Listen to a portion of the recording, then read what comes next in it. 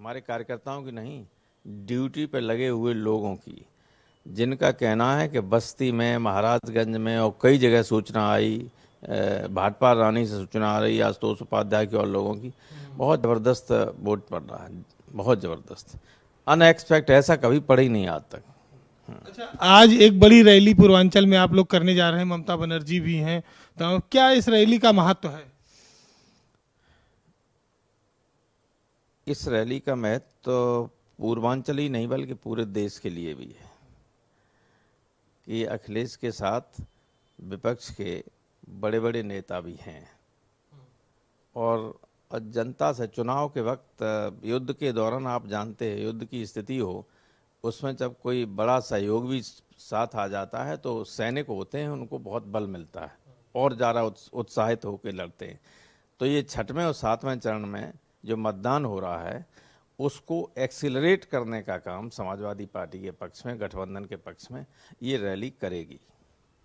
ये तो मोदी का इलाका है, बनारस, गोरखपुर, ये सब इलाके मोदी और योगी के हैं, यहाँ सपा थोड़ी कमजोर रहती है। ऐसा है कि ये सही है, मोदी जी का इलाका है, लेकिन योगी का इलाका इसलिए कहना उचित नहीं है कोई भी, क्योंकि योगी के खिलाफ और अखिलेश के पक्ष में ही लोग वोट कर रहे हैं। तो गोरखपुर में लेकिन आपकी पार्टी पिछले 2 चुनाव जीती नहीं। गोरखपुर जिले में तो जीतेंगे सब, और गोरखपुर में भी बाबा को आज नानी याद आ जाएगी, इस तरह का वोट पड़ रहा है, पता करिए अपने सूत्रों से।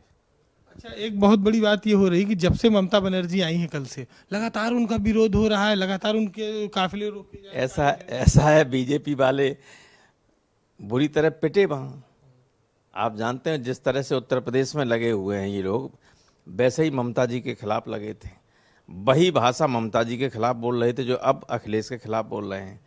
तो इन लोगों को अंदर से इतनी नाराज़गी है ममता जी से कि वो जहाँ जाएंगे ये लोग दिखाएंगे, और ये नहीं जानते कि ऐसा करने से हमें रोजाना कुछ वोटों का लाभ हो रहा है।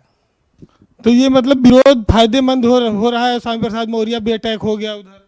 स्वामी प्रसाद मौर्य तो अब 40,000 वोट से जीत रहे मिनिमम, और न केवल स्वामी प्रसाद मौर्य बल्कि कुशीनगर में और उसके आसपास एक सीट भी समाजवादी पार्टी का गठबंधन नहीं हारने जा रहा है।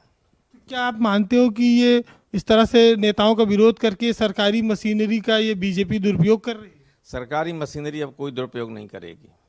सरकारी मशीनरी जान चुकी है कि समाजवादी पार्टी और गठबंधन सत्ता में आ चुका है, इसलिए कोई विरोध नहीं होगा, कोई गड़बड़ी नहीं होगी। कल एक डीएम ने अपना बोर्ड रंग वंग बदलवा दिया यूपी में। अब वो सभी बदलवाएंगे, ऐसा करना नहीं चाहिए। अधिकारी हमेशा न्यूट्रल रहना चाहिए। हमेशा आप देखते हैं, चाहे रोड पे बोर्ड लगा हो, पुराने ज़माने से मैं देखता हूँ, हमेशा हरे रंग में ही बोर्ड लगे होते थे सब, कभी नहीं जैसे हम समाजवादी पार्टी के यहाँ सरकार आ जाए तो समाजवादी पार्टी के रंग में रखने लगें। ये जो करते हैं अधिकारी, चाहे किसी भी दल के लिए करने लगें, ये उचित नहीं होता। उन्हें न्यूट्रल रहना ही चाहिए हमेशा, अंदर से कुछ भी उनकी भावना हो, लेकिन सार्वजनिक रूप से ये तो भोड़ापन है कि साहब आप भगवा कलर के सब बोर्ड लगा लिए। काशी में लोग आते हैं तो बीजेपी वाले नारा देते हैं कि बम बम बोल रहा है काशी, बीजेपी जीत रही है। जिस दिन 10 तारीख को वोट खोलेंगे तो उनके होश उड़ जाएंगे। जहां बम बम बैठे हुए हैं बाबा विश्वनाथ, वो ही हरा रहे हैं बीजेपी को, वो ही हरा रहे हैं। You will see this Banaras दक्षिण की समाजवादी पार्टी का उम्मीदवार जीत रहा है। प्रोफेसर साहब, हमसे बात करने के लिए धन्यवाद। तो उत्तर प्रदेश में समाजवादी पार्टी के दिग्गज नेता आश्वस्त हैं कि उनकी सरकार बन रही है, माहौल उनके पक्ष में है। काशी से लेकर गोरखपुर तक समाजवादी साइकिल तेजी से चल रही है। कैमरामैन शिवम के साथ वीरेंद्र सिंह, भारत समाचार, गोरखपुर। तो रामगोपाल यादव को देखिए सुना, वो पूरे तरीके से आश्वस्त है कि समाजवादी पार्टी की रफ्तार जो है वो साइकिल पकड़ेगी इस बार।